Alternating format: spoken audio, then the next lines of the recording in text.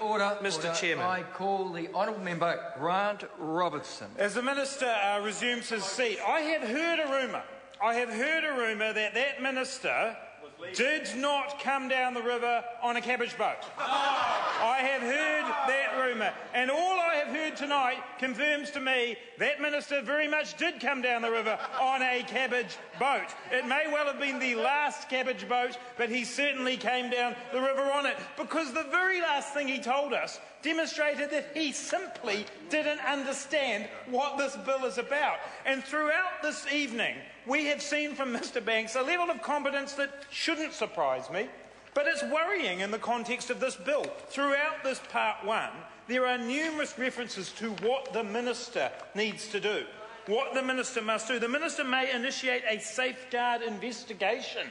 That's what we're told. Do we think Minister Banks is competent to initiate a safeguard investigation? The meaning of the word safeguard, which I note that the Minister didn't actually respond to the questions from Marion Street and our Green colleagues on that, but I can help with a definition of safeguard, not contained in this bill because there is no direct definition. And one of the definitions of safeguard is a document authorising safe conduct. A document authorising safe conduct. A similar kind of safe conduct might be a declaration of somebody's donations for an election. That is a safeguard document. It's a document that safeguards our democracy. It safeguards the transparency of what's going on in an election, be it at a local body level or be it at a national level. That is a safeguard document.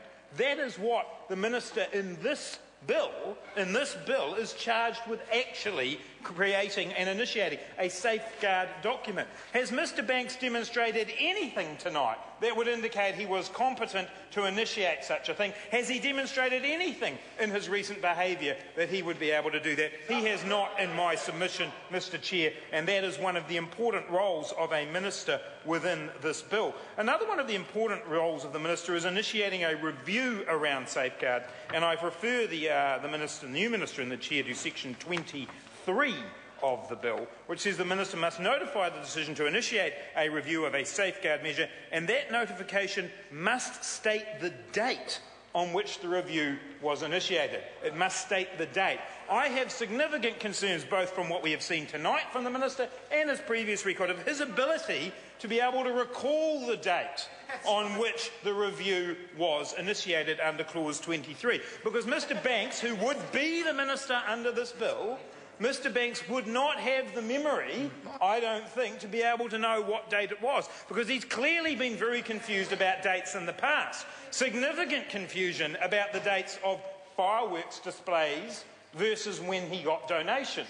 Very, very difficult to remember those dates. Extremely difficult to remember trips in helicopters, although he does appear to remember training other people to fly helicopters, and perhaps that's something he should have stuck to. So the Minister under this part one, Mr. Chair, has a number of significant responsibilities.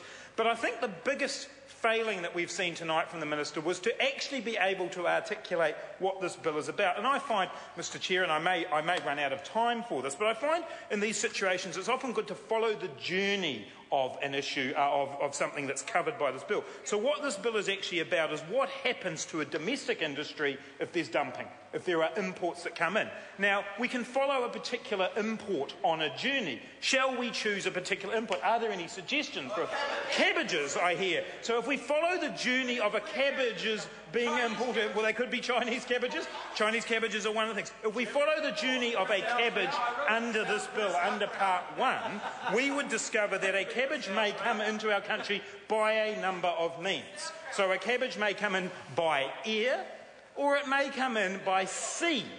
It could come in by helicopter, but unlikely. You couldn't fit that many cabbages in a helicopter, especially if Mr. Banks was flying it. But a cabbage may come in, and one of the ways a cabbage would come into this country would be by boat. Now, the concept of a cabbage boat being part of an import into New Zealand perhaps is something that people might find strange. But what we can say categorically, the one thing out of the saga of the recent weeks we can say categorically is that Mr. Banks didn't come in on a cabbage boat. Certainly not the last cabbage boat, he tells us. He denies that he came on a cabbage boat, but cabbages do come in. So in the context of being able to protect a domestic industry, in this case the growing of cabbages, coming in on, we have the possibility of people dumping cabbages with us off a cabbage boat. I just say as an aside, Mr. Chair, that if one is to look up a cabbage boat on the internet, you can discover that it is largely a 70s style snack, actually, which I think is confusing in the context of Mr. Banks's earlier comments. But for now, we'll carry on. Mr. Chair. I call the honourable member Jamie Lee Ross. Mr. Chairman. Mr. Chairman. Mr. Chairman. Mr. Chairman. Mr. Chairman. That's 19. I think we'll take one more. I call the honourable member Chris Hipkins.